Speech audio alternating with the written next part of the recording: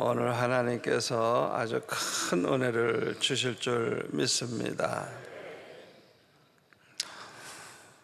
오늘 본문에 보면은 우리가 무엇을 하든지 먹든지 뭘 먹든지 마시든지 뭘 하든지 다 하나님의 영광을 위해 하라, 그렇게 말씀하고 있습니다.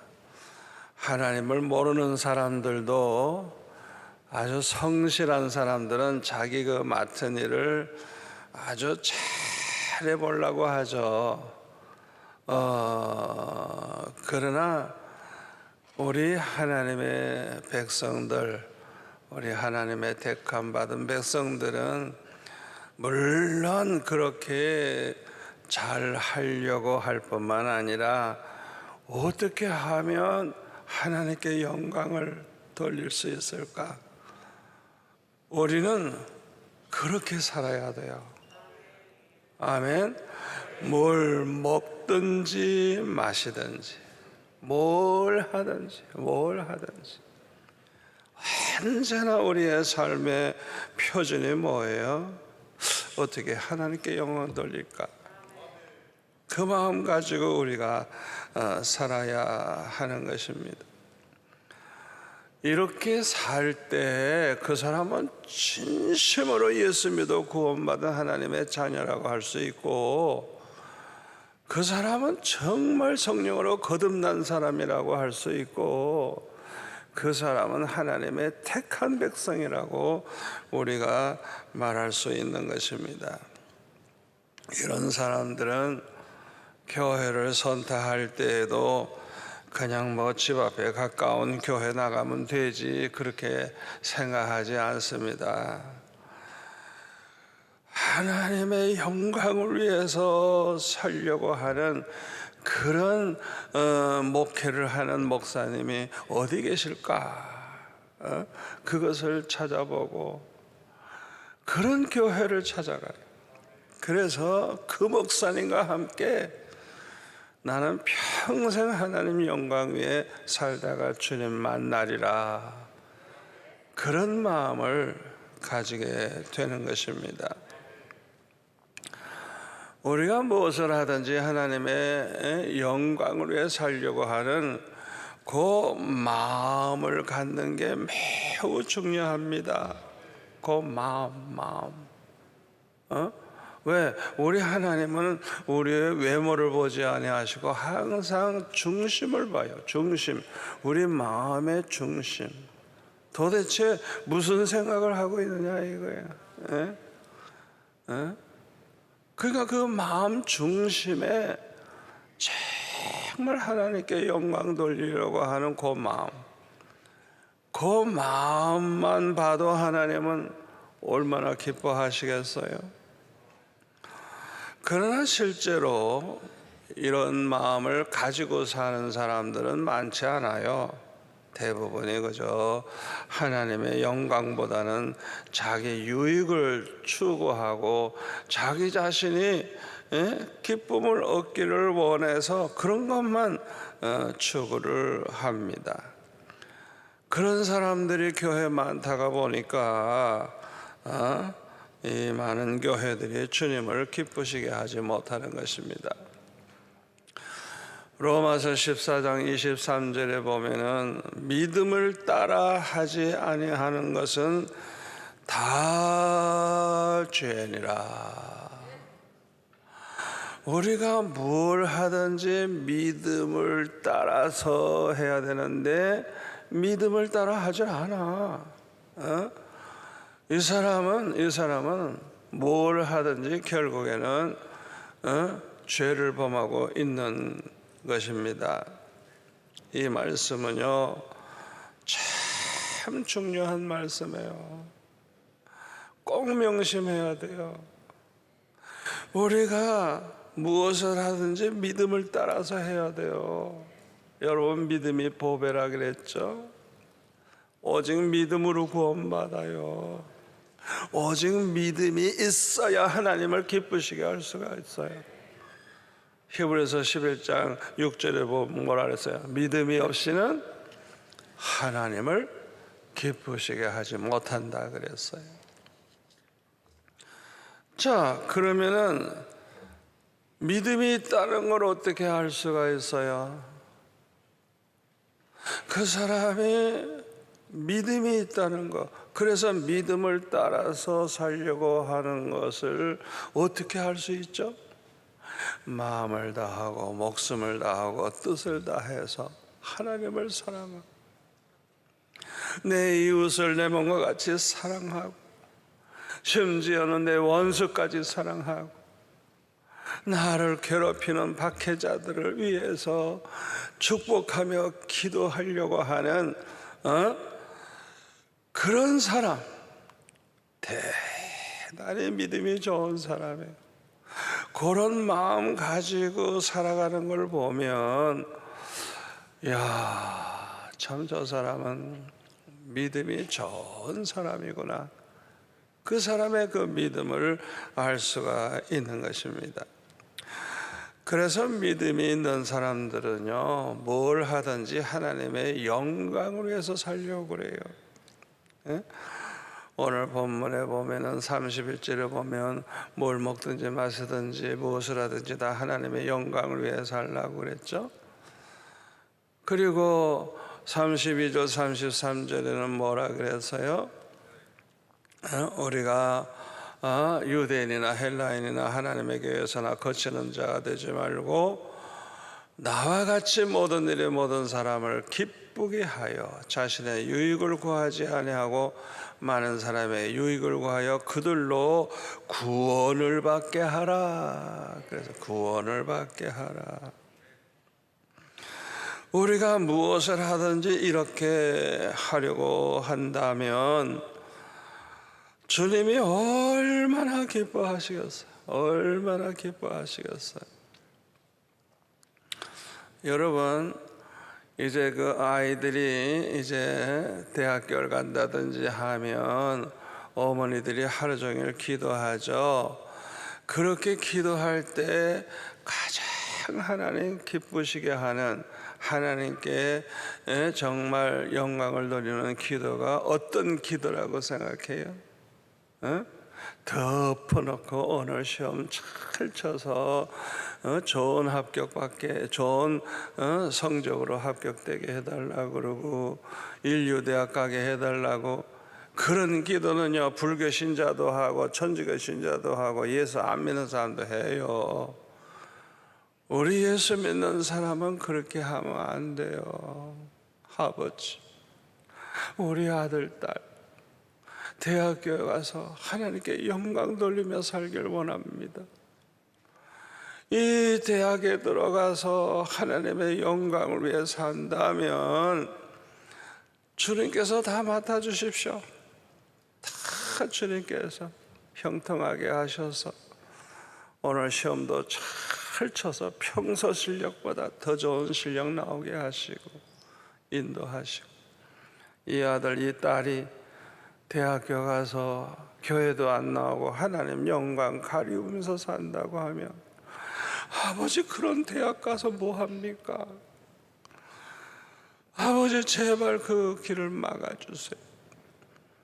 그렇게 기도한다고 하면 이 사람은 100% 응답을 받을 수밖에 없어요. 왜요? 저는 항상 그렇게 기도해가지고 합격만 되는 게 아니라 장학생이 되는 복을 받았어요. 에? 내 머릿속에 뭘 하든지 어떻게 하면 하나님께 내가 영광 돌릴까, 이 생각을 하는 거. 여러분, 이게 복 받는 비결이에요. 아멘. 여러분 중에 장사하시는 분들, 사업하시는 분들, 덮어놓고 사업 잘 되기를 바라고 기도하지 마세요. 아버지, 어떻게 하면 이 사업을 통해서 하나님께 영광 돌릴 수 있을까요? 하나님 기쁘시게 하고 이 사업을 통해 하나님께 영광 돌리기를 원합니다. 그런 마음 가지고 기도하면서 사업해 보세요. 마음도 기쁘고 즐겁지만은 축복을 얼마나 많이 받겠어요.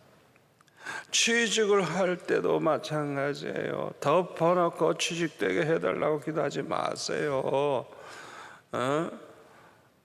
이 직장에 취직이 돼서 하나님 영광에 살 수 있게 해달라. 내가 여기 이 직장에 들어감으로써 하나님 영광 가리우게 된다면 주여 나 원치 않습니다. 제발 내 길을 막아주세요. 그렇게 기도해야 되는 거예요. 우리 학생들이 공부할 때도 마찬가지예요. 공부하는 그 목적이 뭐냐 이게. 하나님의 영광을 위해서 살기 위해서. 그 마음 가지고 공부를 해보세요. 공부 얼마나 잘하나. 하나님의 지혜도 주시고 그냥 청명하게 하시고 얼마나 공부가 재미있고 그냥 축복받아요. 우리 목회자들은 목회할 때도 마찬가지예요. 어떻게 하면 내가 하나님께 영광 돌릴까? 선교를 해도 어떻게 하면 내가 이 선교를 통해서 하나님께 영광 돌릴까? 설교를 해도 이 설교를 얼마나 잘할까? 여기로 끝나면 안 되는 거예요. 내가 얼마나 하나님을 기쁘시게 하고 하나님께 영광 돌리는 그런 설교자가 될 수 있을까? 그 마음속에 하나님의 영광을 생각하는 거예요. 여러분이 지금 예배 드리잖아요. 예배 드릴 때 여러분이 지금 어떤 마음을 가지고 예배 드리고 있어요? 물론 아버지 우리에게 은혜 주세요. 뭐 여러 가지 기도할 수 있지만 가장 중요한 게 뭐예요? 아버지 하나님께 영광되는 예배를 드리고 싶습니다. 나의 이 예배가 하나님께 영광이 되기를 원합니다. 가장 중요한 것이 바로 그거 아니겠어요? 아무튼 무엇을 하든지 하나님께 영광을 돌리려고 하는 것이 매우 중요합니다.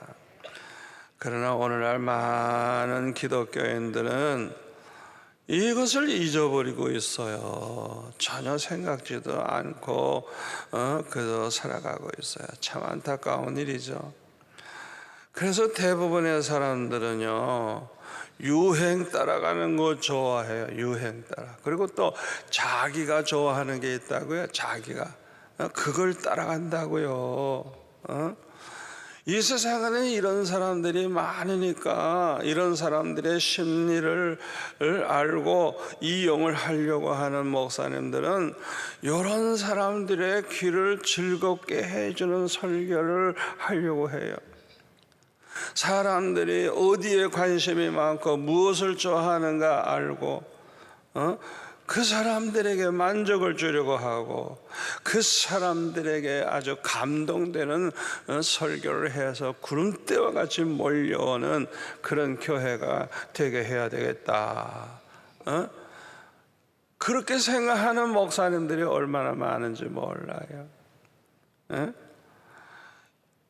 이 사람들은 뭐 아주 사람들에게 박수를 받고 인기가 그냥 얼마나 많은지. 2000년 전에도 이런 사람들이 있었던 모양이죠. 그래서 디모데후서 4장 1절부터 보면은 하나님 앞과 살아있는 자와 죽은 자를 심판하실 그리스도 예수 앞에서 그가 나타나실 것과 그의 나라를 두고 엄히 명하노니 너는 말씀을 전파하라. 때를 얻든지 못 얻든지 항상 힘쓰라. 범사에 오래 참과 가르침으로 경책하며 경계하며 권하라. 때가 이르리니 사람이 바른 교훈을 받지 아니하며 귀가 가리워서 자기의 사욕을 따라 스승을 많이 두고 또 그 귀를 진리에서 돌이켜 허탄한 이야기를 따르리라. 사도 바울은 말세 많은 성도들이 타락을 해서 이렇게 된다고 이미 경고를 한 거예요. 2000년 전에 이렇게 될 사람들을 알고 경고를 하는 거예요. 그러니까 말세가 되면요 그만큼 기독교인들이 타락을 해요. 타락. 타락을 해서 3절 말씀대로 바른 교훈을 받으려고 하질 않아. 그냥 귀가 가리워서 자기 사욕을 따라 그걸 그냥 그 간지러운 걸 그냥 해결해 주는 그런 스승, 그런 목사만 찾아가는 거예요. 4절 말씀대로 또 그 귀를 돌이켜서 진리에서 돌이켜서 허탄한 이야기, 인간들의 얘기, 사람들이 관심 가지는 얘기, 어느 책에 써있는 아주 유명한 얘기, 그런 것만 싹싹 골라가지고, 그러니까 그 머릿속에 이 진리가 얼마나 중요하다는 걸 모르고 진리에서 돌이켜서 허탄한 이야기나 하고, 여러분 이거는 얼마나 큰 죄악을 범하는 건지 모릅니다. 데살로니가 후서 2장 13절에 보면 뭐라 했어요? 진리를 믿음으로 구원받는다 그랬어요. 진리를 믿음으로 구원 얻어요. 그런데 진리에서 돌이켰다고 하면 어떻게 되는 거예요? 데살로니가 후서 2장 12절 말씀대로 진리에서 돌이킨 자는 결국 진리를 믿지 않고 불의를 좋아하니까 하나님의 심판밖에 더 있겠습니까? 우리가 진리를 믿고 불의를 회개하고 버리는 것이 매우 중요합니다. 그러나 말세에는 배도하는 자들이 많아져서 진리를 믿지 않고 불의를 좋아함으로 하나님의 심판을 받게 되는 것입니다. 여러분, 진리가 뭐죠? 요한복음 17장 17절에 보면 예수님 말씀하셨죠? 내 아버지의 말씀은 진리니이다. 여러분, 하나님의 말씀, 이 성경에 있는 하나님의 말씀, 우리가 볼 때는 이해가 되기도 하고 안 되기도 하고, 어이구 그런 일이 어떻게 있을 수 있을까? 아무리 생각해도 이해가 안 돼도 이 하나님의 말씀은 진리라는 거예요. 진리. 예수님이 말씀하셨어요. 아멘. 하나도 거짓이 없는 거예요. 하나도 꾸며낸 게 없는 거예요. 진리의 말씀이에요. 이 말씀은 1%도 가감할 수 없는 그런 진리의 말씀이에요. 그리고 요한복음 14장 6절을 보면 예수님 말씀하시되 내가 곧 길이요 진리요 생명이니 나로 말미암지 않고는 아버지께로 올 자가 없다. 예수님 말씀하시기를 내가 곧 길이요 진리요, 내가 바로 너희들을 생명의 길로 인도하는 그 길이요, 내가 바로 진리요, 내가 바로 생명이다. 그래서 나로 말미암지 않고는 아무도 구원받을 자가 없다. 아버지께 갈 수 있는 사람이 하나도 없다는 거예요. 여러분, 예수님께서 이 세상에 계실 때에 말씀하신 것이 사복음이 있죠? 그걸 왜 복음이라 그런 줄 알아요? 예수님 말씀하신 것은 우리에게 복음이 되는 거예요. 복음. 아멘. 이 예수님의 말씀, 이 복음은 진리예요. 진리. 하나도 거기에는 거짓이 없어요. 그 말씀대로 100% 이루어지는 거예요. 그래서 갈라디아서 1장 9절에 보니까 사도 바울은 이렇게 말합니다. 우리가 전에 말하였거니와 내가 지금 다시 말하노니 만일 누구든지 너희가 받은 것 외에 다른 복음을 전하면 저주를 받을지어다. 이제 내가 사람들에게 좋게 하랴 하나님께 좋게 하랴 사람들에게 기쁨을 구하랴. 내가 지금까지 사람들의 기쁨을 구하였다면 그리스도의 종이 아니라. 형제들아 내가 너에게 알게 하노니 내가 전한 복음은 사람의 뜻을 따라 된 것이 아니라 이는 내가 사람에게서 받은 것도 아니요 배운 것도 아니다.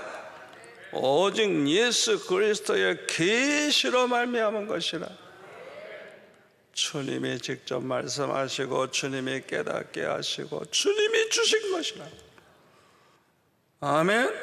그러니까 이 사도 바울은요, 자기가 복음을 전할 때 아주 확신을 가지고 있었어요. 왜? 분명히 주님이 자기에게 말씀하셨으니까. 내가 누구 말 듣고 하는 게 아니고 어느 인간의 어느 유명한 박사의 이론을 따르는 것도 아니고 주님으로부터 계시받은 거라. 갈라디아서 2장 14절에 보면 그러므로 나는 그들이 복음의 진리를 따라 바르게 행하지 아니함을 보고 모든 자 앞에서 게바에게 이르되 네가 유대인으로서 이방인을 따르고 유대인답게 살지 아니하면서 어찌 억지로 이방인을 유대인답게 살게 하려느냐 하였노라. 우리는 본래 유대인이여 이방주인이 아니로되 사람이 어렵게 되는 것은 율법의 행위로 말미암이 아니요 오직 예수 그리스도를 믿음으로 말미암는 줄 알므로 우리도 그리스도 예수를 믿나니 이는 우리가 율법의 행위로서가 아니고 그리스도를 믿음으로서 의롭다 함을 얻으려 함이라. 율법의 행위로서는 의롭다 함을 얻을 육체가 없느니라. 여기 보면은 예수님의 말씀은 복음인데 이 복음은 진리의 말씀이기 때문에 복음의 진리란 말을 쓰고 있어요. 복음의 진리, 복음의 진리, 복음의 진리. 우리는 진리를 믿고 진리를 따라야 합니다. 진리의 귀를 기울이지 않고 진리에서도 이렇게 허탄한 이야기를 따르면 멸망이 있을 뻔입니다. 로마서 10장 17절에 보면 믿음은 들음에서 나고 들음은 뭐라고요? 그리스도의 말씀, 복음, 그리스도의 말씀으로 말미암느니라. 여러분 믿음은 그리스도의 말씀, 이 진리의 말씀을 들을 때 믿음이 생기는 거예요. 딴소리 하면 안 되는 거예요. 쓸데없는 인간의 소리 하면 안 되는 거예요. 주님이 뭐라고 말씀하셨는가 그걸 들어야 믿음이 생기는 거예요. 이거 얼마나 중요한 줄 알아요? 주님이 말씀하신 게 진리고 복음이고 그런데 이 주님의 말씀에 귀를 기울이지 않고 허탄한 이야기, 쓸데없는 어느 학자의 얘기, 어느 인간이 한 얘기, 세상 얘기, 그냥 사람들 그냥 듣기 좋게 그냥 사람들 좋아하는 얘기나 해서 사람들 마음이나 그냥 끌려고 그러고. 진리를 전해야 되는데, 진리를 전해야 되는데, 복음의 진리를 전해야 되는데, 그 진리에서 돌이켜서 쓸데없는 소리를 한다고 하면 그런 설교는 100번 1000번 들어도 믿음이 생기질 않아요.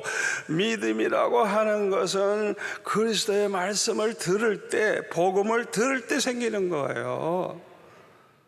아멘.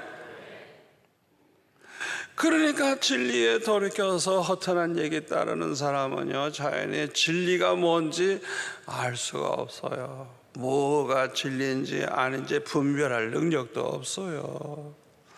이런 사람들은요, 이단에게 쉽게 넘어가게 되고 결국에는 심판받아 멸망하게 되는 것입니다.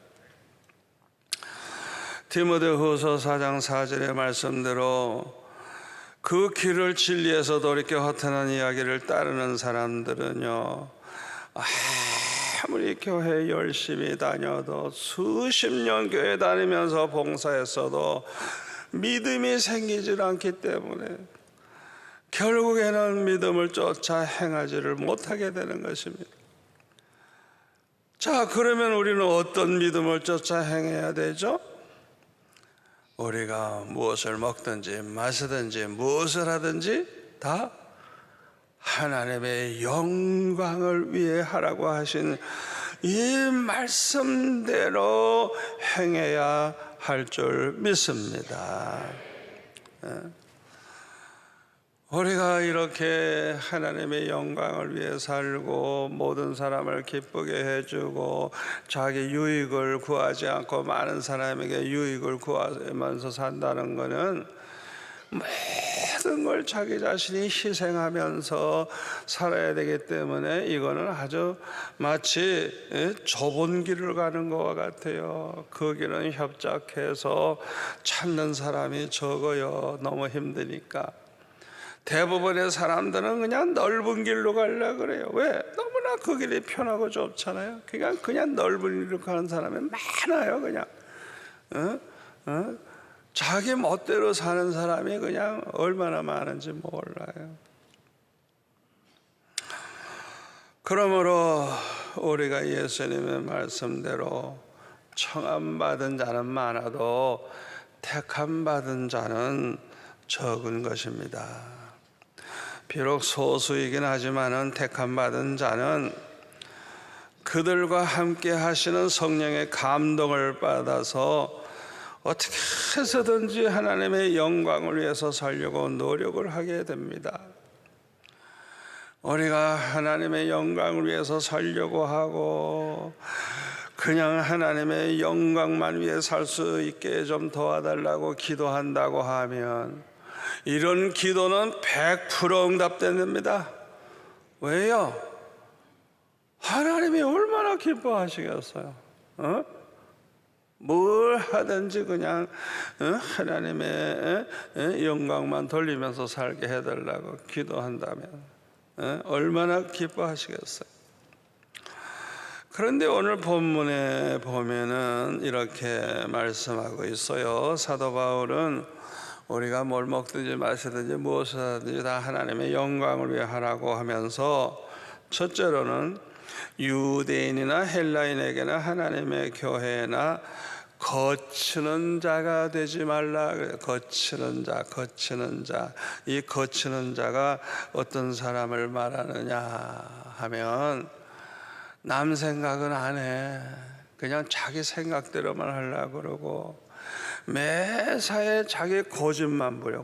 자기 그냥 고집대로만 하려고 그러고 그러니까 어디를 가든지 사람들과 부딪히게 돼요. 그러니까 그냥 자연의 말다툼도 많이 하게 되고 싸우기도 하게 되고 그런 사람을 가리키는 거예요. 학교에 가든지 직장에 가든지 동네에서든지 집에서든지 심지어는 교회에서도 그런 짓을 해요. 그러니까 사람들과 그냥 계속 부딪히죠. 우리 교회도 그런 사람 옛날에 많았어요. 그런데 제가 목회를 50몇 년 해보니까요, 그런 사람들도 은혜를 받으니까, 그런 사람들도 말씀의 은혜를 받으니까 다 변해요. 새 사람이 되는 걸 볼 수가 있어요. 여러분, 좋은 교회와 좋지 못한 교회를 어떻게 구분할 수 있죠? 이렇게 참 부딪히는 그런 짓을 하는 사람들은 거의 없고 모든 사람들이 은혜 받아서 이 변화된 사람이 많은 교회일수록 좋은 교회죠. 아멘. 우리 교회는 어떤 교회입니까? 저는 감사하게도 이렇게 그냥 남 생각 안 하고 자기 생각만 주장하고 그냥 자기 고집만 부리고 그러는 사람들을 우리 교회에서는 별로 찾아볼 수가 없어서 얼마나 감사한지 몰라요. 그러나 개척 초기에는 그렇지 않았어요. 어떤 사람은 그냥 얼마나 이건 악질인지, 이야, 그 인간은 내버려 두면 안 돼. 그 인간 죽든지 내가 죽든지 둘 중에 하나 죽어야 돼. 그 인간은 없어져야 돼. 우리에게 그런 인간이 있으면 안 돼. 내가 차라리 떠나든지. 그래가지고 그냥 밤새도록 하나님 앞에 오늘 밤에 그 인간을 걷어가든지 날 걷어가든지 둘 중에 하나 택하십시오. 그 인간을 내쫓아주든지 날 다른 거로 보내시든지 둘 중에 하나 택하십시오. 얼마나 제가 결사적으로 기도했는지 몰라요. 그런데 새벽이 다 돼가지고 예배 때가 가까웠는데 갑자기 그냥 큰 소리가 들렸어요. 그냥 네가 문제다. 네가 문제다. 아이고, 나는 내가 뭐가 문제인지 모르잖아요. 나는 다 내가 잘했다고 생각하는데. 그런데 주님은 내가 문제래요. 왜 문제냐? 주님은 나를 붙잡고 일하고 있지 그 사람을 붙잡고 일하고 있는 게 아니래요. 그 사람은 나에게 하나님이 맡기신 양일 뿐이지 그 사람이 교회를 뭐 부흥케 하거나 부흥을 막을 수가 없대요. 부흥은 오직 나에게 달렸대요. 왜? 주님은 나를 붙잡고 일하고 계시니까. 이야, 그 음성을 들으니까 얼마나 좋은지. 아버지, 교회 안에 어떤 일이 있어도 나는 절대 성도들 원망 안 하겠습니다. 어떤 문제가 생겨도 내가 문제인 줄 알겠습니다. 그렇게 약속을 했어요. 마음에 평강이 오고 기쁨이 오고 걱정이 하나도 안 돼. 하나도 안 돼. 옛날에는 그 사람 신경 써가지고 자꾸 때리는 설교, 날카로운 설교, 그냥 비판하는 설교 잘했는데, 이제는 내가 변했어요. 왜? 내 마음이 너무 편하고 너무 행복하고 좋으니까. 왜? 나만 해결하면 되는 거야. 나만 하나님 기뻐하시는 목사가 되면 다른 건 걱정할 필요가 없어. 그래서 제가 그 다음부터는 성도들 중에 그 말썽쟁이 신경 안 쓰고 그저 은혜 받은 말씀, 좋은 말씀을 그냥 은혜롭게 전하다가 보니까 교회가 그냥 폭발적인 성장을 하고요. 그 사람 있잖아요. 그 사람 지금도 우리에게 나와요. 천사같이 변했어요. 천사같이. 저를 얼마나 사랑하고 얼마나 나를 존경하고 어딜 가든지 내 칭찬해주고. 우리 수영로 교회가 그래서 부흥된 거예요. 아멘. 내가 변하니까 다 변하는 거예요. 이 목사가 깨닫고 목사가 달라져야 교회가 달라지는 거예요. 목사가 철이 안 나가지고 자기 잘못을 모르고 맨날 그냥 성도들 원망이나 하고 누구 때문에 그런 마음을 가진 사람들은 교회가 부흥할 수가 없어요. 자, 그런데 본문에 보니까 사도 바울은 나와 같이라는 말을 했어요. 나와 같이. 무슨 뜻입니까? 사도 바울이 본을 보여주고 있듯이 그렇게 하라는 뜻이에요. 고린도전서 11장 1절에 보면 내가 그리스도를 본받는 자 된 것 같이 너희들은 나를 본받는 자가 되라. 참, 이 사도 바울은 위대한 사도입니다.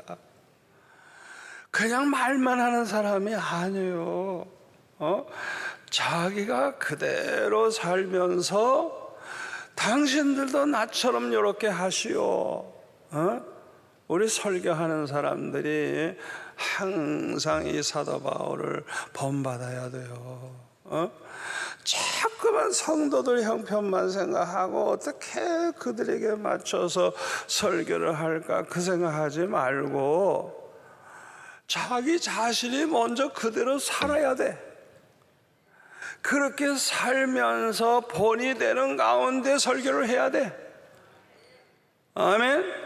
자신은 그대로 살지도 않으면서 그냥 자신은 쏙 빼놓고 그냥 어떻게 성도들에게 이렇게 사시기 바랍니다. 여러분, 그런 설교는 감동이 될 수가 없어요. 아무리 설교를 잘해도. 자기 자신이 어떤 인간이냐, 자기 자신이 어떻게 살고 있느냐, 그게 중요하잖아요. 아멘. 최고의 설교는 매사의 설교자들이 그 말씀대로 살아서 본을 보이는 가운데 설교를 하면 다 감동을 받죠. 왜? 그분의 삶 자체가 그렇게 살고 있으니까 그냥 그분을 보기만 해도 은혜가 되는 거예요. 아멘. 자, 그 다음에는 모든 일이 모든 사람을 기쁘게 하라 그랬어요. 여기 모든 사람, 내가 싫어하는 사람, 내 원수까지라도 그들을 기쁘게 해주라는, 기쁘게. 그 다음에는 자신의 유익을 구하지 말고 많은 사람의 유익을 구하라. 이야, 자기 자신은 다 포기할 생각하고 다른 사람들을 생각하는 거예요. 어떻게 하면 모두에게 유익하게 좀 할까? 대단한 사람이죠. 누가 이 말씀대로 살 수가 있습니까? 마음을 다하고 목숨을 다하고 뜻을 다해서 하나님을 사랑하고 내 이웃을 내 몸과 같이 사랑하는 사람 아니면 이 말씀대로 살 수가 없을 것입니다. 우리가요, 모든 사람을 기쁘게 해주려고 그러고 모든 사람에게 유익을 주려고 그렇게 살면요, 이것이 아주 최고의 전도법이에요. 최고의 전도법. 아멘. 이렇게 살면 많은 사람들은 이야, 저 사람 참 좋은 사람이구나.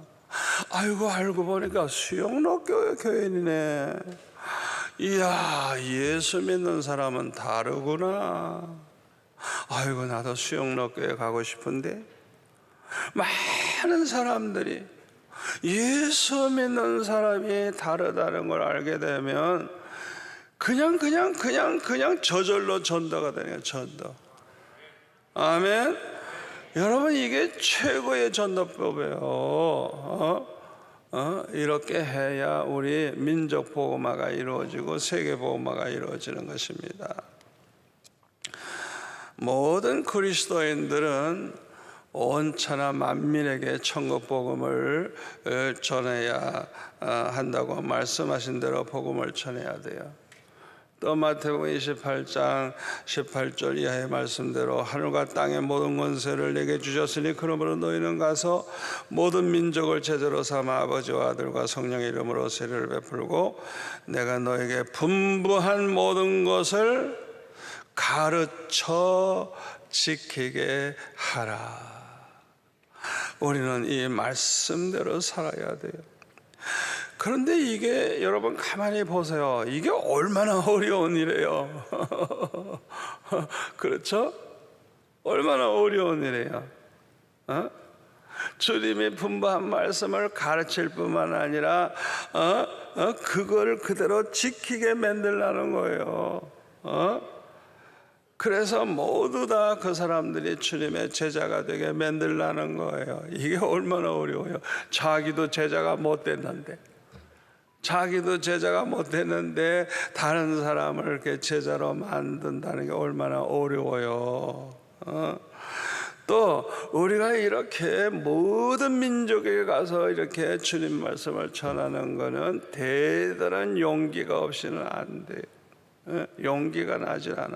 해야 된다고 알지만 또 막상 전도를 한다고 해도 다 예수 믿는 건 또 아니에요.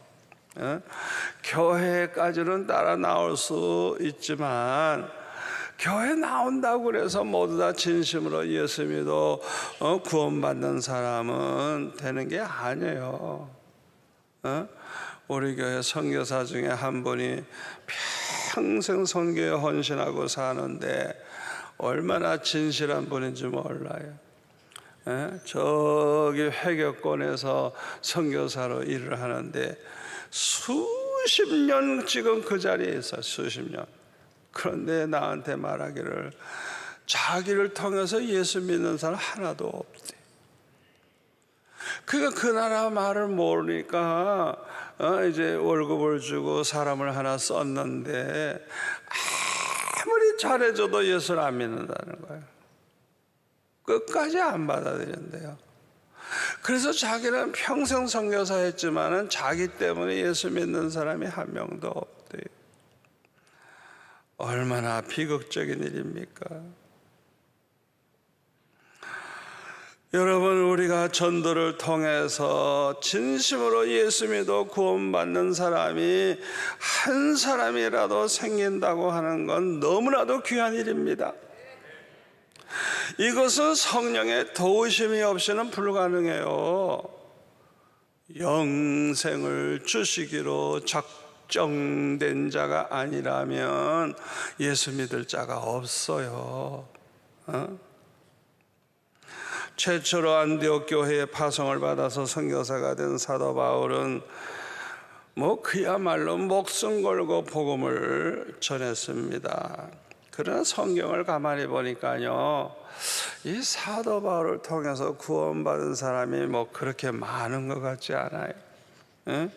다 기록을 못해서 그런지 모르지만, 그러나 분명한 것은 사도 바울을 통해서 디모데와 같은 이런 훌륭한 제자들이 생겼어요. 제자들. 그런데요, 사도행전 2장에 보니까요, 오순절날 성령의 충만함을 받은 이후에는요, 이 성령의 충만함을 받은 사람들이 모두가 다 그리스도의 증인이 되어서 그냥 담대하게 나아가 복음을 전하는데, 교회가 그냥 폭발적 성장을 해요. 그냥 하루에도 3,000명, 나중에는 5만 명, 그냥 나중에는 수를 셀 수 없을 정도로 성령 충만함을 받으니까 그렇게 되는 거예요. 여기서 뭘 우리가 깨달을 수 있어요? 훌륭한 하나님의 종이 되는 것은 오직 성령으로 말미암아 된다는 걸 알 수가 있어요. 다시 말하면 누구든지 성령의 충만함을 받으면 훌륭한 하나님의 종이 될 수 있는 것입니다. 그러면 우리가 성령의 충만함을 받는 비결이 뭐예요? 사도행전 1장 14절 말씀대로 그 성령의 충만함을 받을까지 그냥 마음을 오로지 함께해서 기도에 힘쓰는 거예요. 그냥 모든 걸 다 제쳐놓고 반드시 성령 받기 위해서 전심전력을 다하는 거예요. 그런데 특히 철저히 회개하면서 그 기도를 해야 돼요. 아무리 기도 많이 해도 철저한 회개가 없으면 절대로 성령의 충만함을 받을 수가 없어요. 그래서 사도행전 2장 38절에 보면 뭐라 그랬어요? 우리가 회개해서 죄사함을 받으라. 그러면 성령의 선물을 받으리라. 성령의 선물은 선물 그냥 주시는 거예요. 주시는 거. 뭐 하면? 회개하면. 죄사함만 받는 게 아니라 그 사람에게 하나님이 선물을 주시는데 성령의 선물을 주신다는 거예요. 그러니까 우리가 왜 오순절의 그 체험을 왜 한 번도 못하느냐? 철저하게 회개하면서 전심으로 기도해 본 적이 없어서 그래요. 여러분은 단 하루라도요, 정말 자기가 끊지 못하는 죄 때문에 그냥 차라리 내 영혼 걷어가 달라고 하면서 그냥 하나님 앞에 철저히 회개하면서 기도해 보세요. 내 경험으로 보면 반드시 그날 밤에 성령의 불이 임합니다. 성령의 은혜를 부어주세요.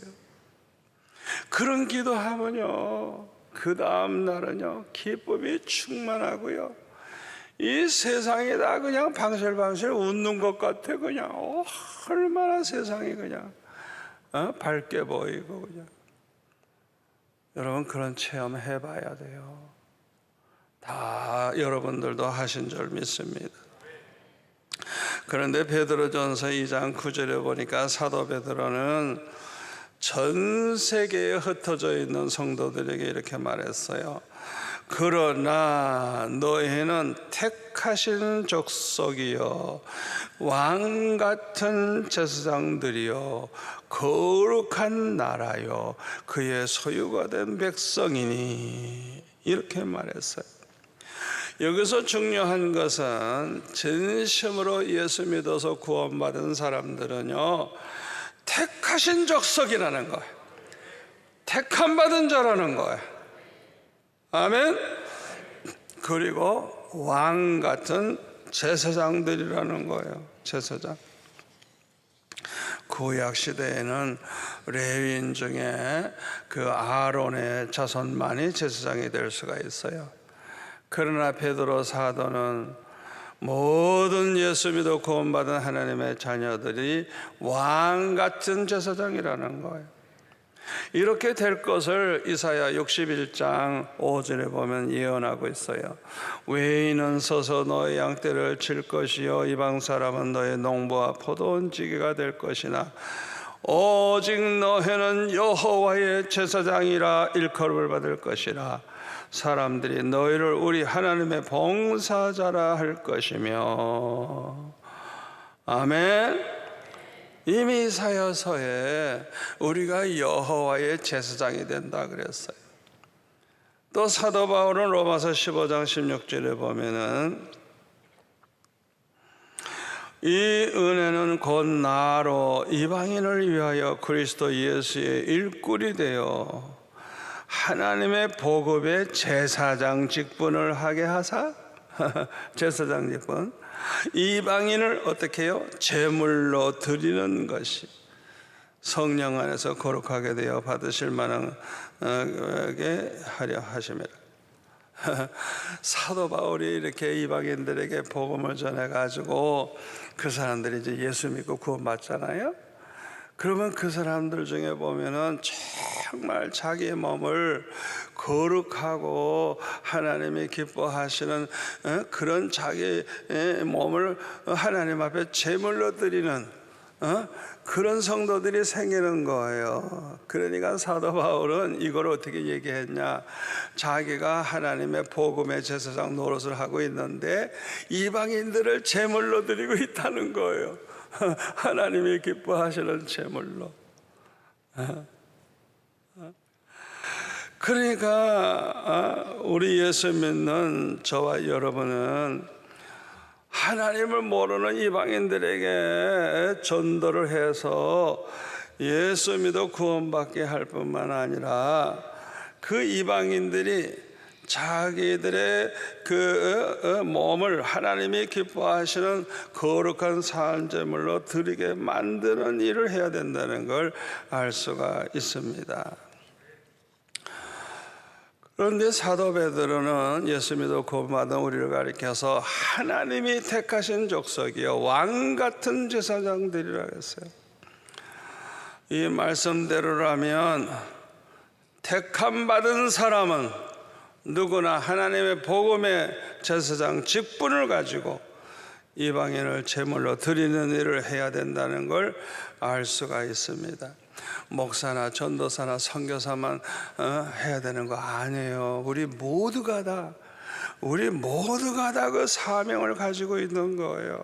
그러니까 여러분이 비록 목사나 선교사는 안 돼서도, 전도사 안 돼서도 무슨 직업을 가지고 무슨 일을 하든지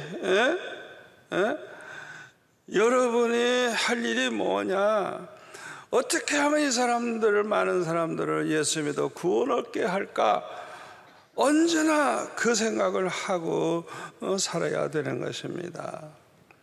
우리가 이렇게 살기 위해서는 오늘 본문 말씀대로 고린도전서 10장 31절 33절 말씀대로 살아야 될 거예요. 제가 중국에 한 8, 9년 동안을 다니면서 복음을 전했습니다마는 어느 도시에 가니까 의과대학 교수인데, 우와, 이분은 그냥 누굴 만났는지 전도를 해. 그런데 그분이 나보고 자기 병원에 좀 가자 그래가지고 갔더니 학교에 갔죠. 그랬더니 그 밑에 뭐 그냥 그 제자들이 많은데 그 제자들이 나를 위해서 아주 그냥 뭐 몸도 주물러주고 뭐 아주 굉장히 서비스를 잘해주는데 그 제자들이 나한테 얘기하는 거예요. 우리 저 교수님은 학생들 전체 하나하나 전도 다 해가지고 예수 믿어라 그러대. 그리고 그 병원은 유명해서 중국의 유명한 이 지도자들이 거기를 치료받으러 오는데 그분들에게 전도한대. 그래서 전도한대. 예수 믿으라고. 우리 중국은 예수 믿어야 이 나라가 복받는다고 당당하게 전도한다는 거예요. 그분은 의사지만은 우리 목사들 이상으로 주의를 하고 있는 거예요. 아멘. 우리 모두가 다 이 제사장의 사명이 있는 거예요.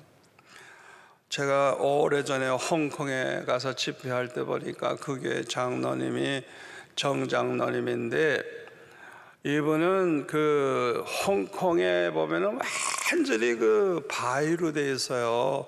그래서 그렇게 고층 건물을 지을 수 있는데 거기 보면 지하 터널도 있고 다 길을 그렇게 냈는데 그 공사를 그분이 다 한 거예요. 다 한 거예요.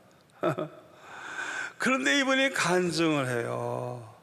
자기는 직원을 뽑을 때 어떻게 뽑느냐 하면 예수 믿느냐 그거 물어본대요. 안 믿는다 그러면 혹시 친척이나 누구 가족들 중에 믿는 사람이 있느냐, 있다 그러면 그 사람들만 뽑는데요. 그래가지고 이 사람들에게 엿새 떠가만 일하고 주일은 그냥 놀게 해주고 월급은 다 준대요. 아니 세상에 그런 데가 어디 있어요? 그러니까 이분들이 주일날에는 다 같이 교회 나오는 거예요. 하나님이 얼마나 기뻐하시겠어요. 그리고 정부에서 며칠까지 끝내달라고 그렇게 하는데 이 장로님은 언제나 우리는 그거보다도 더 빨리 끝내주겠다 그런데요. 그 불가능하잖아요. 일주일에 하루씩 노는데 그만큼 노는 시간이 있는데 아니에요. 하나님 말씀대로 주의를 거룩하게 지키고 예수 믿어 은혜 받은 이 노동자들이 그냥 얼마나 열심히 여섯 동안 일을 해주는지 언제든지 홍콩 정부가 요구하는 것보다 미리 끝나는 거야. 그러니까 모든 걸 다 맡아서 이 회사가 하게 되니까 얼마나 많이 돈을 벌었는지. 제가 그 집에 가서 대접받으면서 그런 간증을 들었어요. 여러분들도 목사가 안 됐어도 괜찮아요. 전도사나 선교사 안 돼도 괜찮아요. 여러분 모두가 다 하나님의 왕 같은 제사장들입니다. 아멘. 아이고, 시간이 없어서 설교를 더 못하겠네요. 기도하겠습니다. 아버지 하나님 감사합니다. 오늘 주신 말씀이 우리에게 평생의 축복이 될 줄로 믿습니다. 듣는 자만 되지 말게 하시고 이 말씀 마음에 새기고 우리 모두가 다 무엇을 하든지 하나님의 영광을 위해 사는 하나님의 사람들 되게 하여 주옵소서. 예수님의 이름으로 기도합나이다. 아멘.